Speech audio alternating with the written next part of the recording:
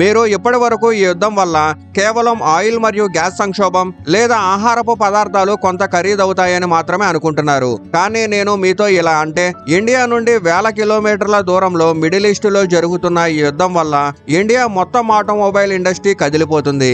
అది cars sales అయినా లేదా టూ వీలర్ సేల్స్ అయినా, ఆటో మ్యానుఫ్యాక్చరింగ్ నుండి వాటి ఎక్స్పోర్ట్స్ వరకు, ఇంకా ఇండియాలో ఈవేళ భవిష్యత్తు కూడా ఈ యుద్ధం వల్ల ప్రమాదంలో పడింది.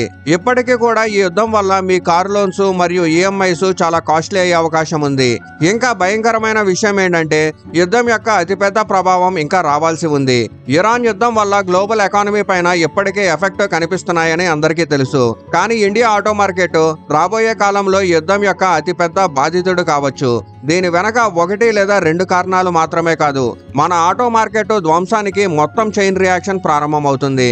అందుకే ఈ వీడియోలో ఇరాన్ ఇజ్రాయెల్ యుద్ధంలో మన ఆటో మార్కెట్ ఎలా తీవ్రంగా నలిగిపోతుందో, ఈ యుద్ధం తర్వాత ఇండియాలో కార్ల భవిష్యత్తు పూర్తిగా ఎలా మారిపోవచ్చు, ఇంకా ఎందుకు ఈ యుద్ధం మీ కారులోనూ చాలా రెట్లు కాస్ట్లీ చేస్తుందో, చివరిగా ఎందుకు ఇండియాలో అత్యధిక ఎఫెక్ట్ మీ ఫేవరెట్ ఎస్యూవీల పైన మరియు వాటిని తయారు చేసే బ్రాండ్ల పైన పడుతుందో, ఈ అన్ని ప్రశ్నలకు ఆన్సర్స్ ను ఈ వీడియోలో చాలా డీటెయిల్డ్ గా తెలుసుకుందాం. ఈ యుద్ధం ఎఫెక్ట్ లో అంతా ఆయిల్ చుట్టూ తిరుగుతుందని చెప్పొచ్చు, కానీ దీనికి సంబంధించిన మరిన్ని షాకింగ్ కారణాలు కూడా మీకు చెప్తాను. ఇరాన్ యొక్క స్ట్రెయిట్ ఆఫ్ హార్మోజ్ గుండా ప్రపంచంలోని 20% క్రూడ్ ఆయిల్ పాస్ అవుతుంది.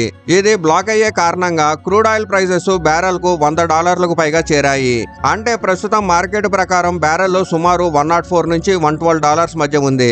ఇది ఇండియా పైన ఎక్కువ ఎఫెక్ట్ చూపుతుంది, ఎందుకంటే మనం మన 80 to 90% ఆయిల్ ను ఇంపోర్ట్ చేస్తాం.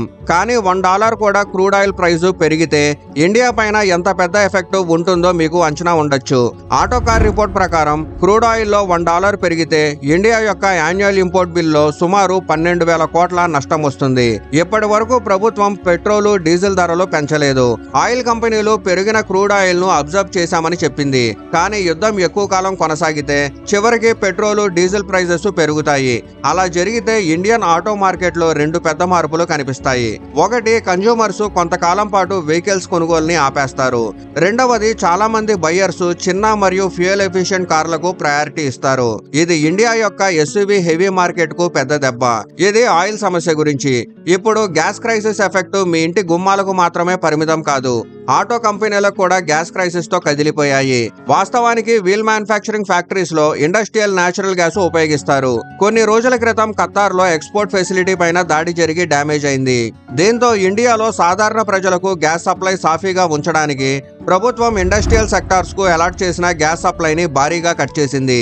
దీని ఎఫెక్ట్ ఫ్యాక్టరీస్ ఫ్లోర్ పైన వెంటనే కనిపించింది. టాటా మోటార్స్ గుజరాత్ లోని సనాన్ ప్లాంట్ లో నేచురల్ గ్యాస్ పూర్తిగా కొరత ఏర్పడింది. ఈ ప్లాంట్ లో పెయింట్ షాపు, ఓవెన్స్ మరియు అల్యూమినియం కాస్టింగ్ ఎక్విప్మెంట్ కోసం భారీ మొత్తంలో నేచురల్ గ్యాస్ అవసరం. మిడిల్ ఈస్ట్ నుండి గ్యాస్ రాకపోవడంతో local distributor Gujarat gas industrial users కు 50% సప్లై కట్ చేసింది. దీంతో టాటా సనానన్ ప్లాంట్ లో ప్రొడక్షన్ దాదాపు ఆగిపోయే అవకాశం ఉంది. ఈ ప్లాంట్ సంవత్సరానికి సుమారు 4,20,000 కార్లు తయారు చేయగలదు. గ్యాస్ కారణంగా మ్యానుఫ్యాక్చరింగ్ ఆగితే పంచ్, టియాగో వంటి high volume cars waiting period పెరగచ్చు. ఇది కార్ సేల్స్ మరియు వెయిటింగ్ పీరియడ్ గురించి. ఇప్పుడు మ్యానుఫ్యాక్చరర్ సైడ్ నుంచి చూద్దాం. ఏ కారు ఒక ఫ్యాక్టరీ నుండి బయటకు వస్తుందో, కానీ దాన్ని తయారు చేయడంలో ఒకే ఫ్యాక్టరీ పాత్ర ఉండదు. భారీ గ్లోబల్ సప్లై చైన్ పనిచేస్తుంది. కారు, స్టీలు ఎక్కడో ఒక చోట నుండి వస్తుంది, ఎలక్ట్రానిక్స్ మరో ఫ్యాక్టరీ నుండి. అయితే మోడర్న్ కార్స్ కి 30,000 నుండి 40,000 వరకు డిఫరెంట్ పార్ట్స్ తో తయారవుతుంది. ఈ పార్ట్స్ ప్రపంచవ్యాప్తంగా డైరెక్ట్ గా మరియు ఇండైరెక్ట్ గా ట్రావెల్ చేసి ఒక కారు అసెంబ్లీ లైన్ కి చేరతాయి.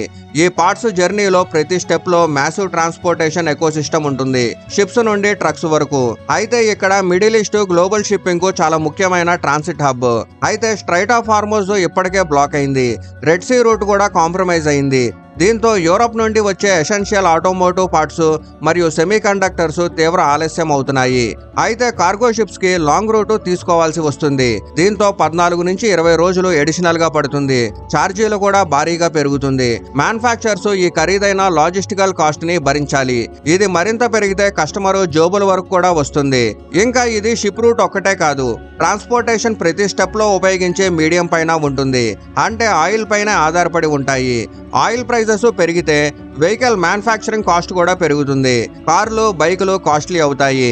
అయితే కాస్ట్లీ కార్లు అంటే తక్కువ సేల్స్ అవుతాయి.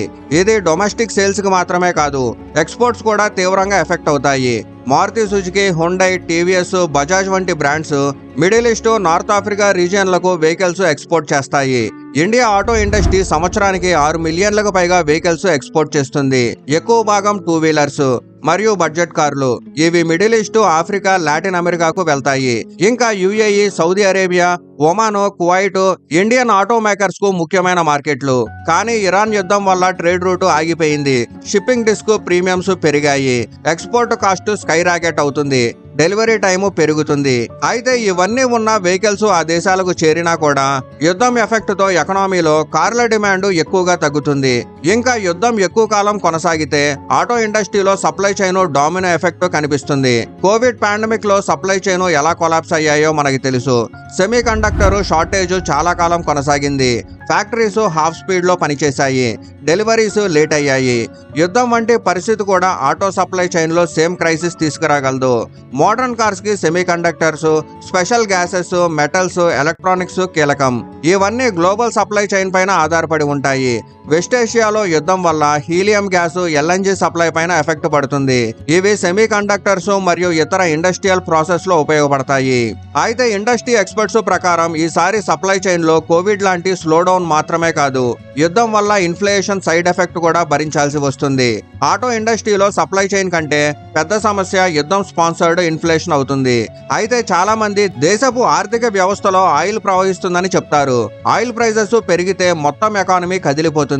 ఎకనామిస్టులు అయితే హెచ్చరిస్తున్నారు, ఆయిల్ ప్రైజెస్ ఇలాగే పెరిగితే ఇండియన్ ఎకానమీ మరియు జీడిపి గ్రోత్ కి పెద్ద ప్రైజ్ చెల్లించాల్సి వస్తుంది. ఆయిల్ ప్రైజెస్ లో 10% పెరుగుదల కూడా జీడిపిను 20 నుంచి 25 బేసిస్ పాయింట్స్ తగ్గించగలదు. ఇంకా ఎక్స్పెన్స్ పెరిగితే ప్రజలు ఈఎంఐ కాస్ట్ పెరుగుతుంది. హౌస్ హోల్డ్ బడ్జెట్ తగ్గుతుంది. ఇంకా పెద్ద కొనుగోళ్లు ఆపేస్తారు. అయితే వీటిలో కార్లు మొదటగా క్యాన్సిల్ చేసేవి. ఒకవేళ ఆటో కంపెనీలు సప్లై చైన్ ఫిక్స్ చేసినా ఈ సెక్టార్లో అయితే ప్రమాదం తగ్గదు. కానీ షోరూమ్ లో, స్టాక్ యార్డ్స్ లో నిలిచిపోయిన కార్ల గతి ఏమిటో ఆలోచించారా? దాన్ని ఈ వీడియోలో డీటెయిల్డ్ గా చెప్పాను. ఐకార్డ్స్ లో ఇస్తాను, తర్వాత చూడండి. ఎక్స్పర్ట్స్ అయితే హెచ్చరిస్తున్నారు, ఈ యుద్ధం వల్ల గ్లోబల్ ఎకానమీ రెసిషన్ కూడా ట్రిగ్గర్ అవుతుంది. ఎనర్జీ వల్ల ఎక్స్పెన్సివ్ పెరిగితే సెంట్రల్ బ్యాంకులు ఇంట్రెస్ట్ రేట్లు పెంచుతాయి. ఆటో లోన్స్ చాలా కాస్ట్లీ అవుతాయి. కన్జ్యూమర్స్ పైన ఎఫెక్ట్ పడుతుంది. కానీ ఇంట్రెస్టింగ్ విషయం ఏంటంటే ప్రతి క్రైసిస్ లోనూ ఒక విన్నర్ ఉంటాడు. అది ఈ ఆటో మార్కెట్ లో ఎలక్ట్రిక్ కార్లు కావచ్చు. పెట్రోలు, డీజిల్ ఖరీదైతే ఇంట్లో ఛార్జ్ చేసి రన్ చేయడం అట్రాక్టివ్ గా, ప్రాక్టికల్ గా అనిపిస్తుంది. ఇండియాలో కూడా అలాగే జరిగితే ఆటో మార్కెట్ లో పెద్ద షిఫ్ట్ జరుగుతుంది. కానీ యుద్ధం సిచ్యువేషన్ లో ఇన్ఫ్లేషన్, కాస్ట్లీ లోన్స్ వల్ల పెద్ద కొనుగోళ్లు మొదట ఆలస్యం చేస్తారు. దీనివల్ల ఆటో మేకర్స్ డబుల్ క్రైసిస్ ఎదుర్కోవచ్చు. ఇంకా సప్లై చైన్ ఫెయిల్ అవ్వడం మరియు కన్జ్యూమర్స్ డిమాండ్ తగ్గడం.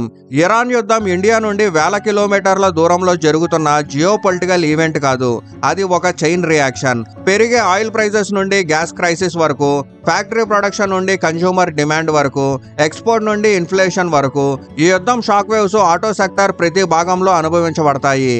ఇంకా యుద్ధం ఎంత ఎక్కువ కాలం కొనసాగితే ఈ దెబ్బలు అంత భయంకరంగా ఉంటాయి. మీరు దీని గురించి ఏమనుకుంటున్నారు? కామెంట్లో చెప్పండి.